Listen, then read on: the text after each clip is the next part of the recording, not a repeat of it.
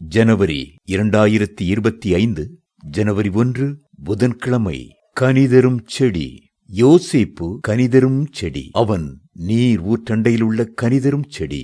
அதன் கொடிகள் சுவரின் மேல் படரும். ஆதியாகமம் 49:22. அன்றன்றுள்ள அப்பம் குடும்பத்தினருக்கு எனது அன்பின் புத்தாண்டு வாழ்த்துக்களை மகிழ்ச்சியுடன் தெரிவித்துக் கொள்கிறேன். புதிய ஆண்டிலே கர்த்தர் உங்களை ஒரு கனிதரும் செடியாய் நிலைநிறுத்துவேன் என்று வாக்கு கொடுக்கிறார். இந்த வாக்கு தத்துவத்தை இந்த வருடம் முழுவதும் நீங்கள் சுதந்தரித்துக் கொள்ளுங்கள்.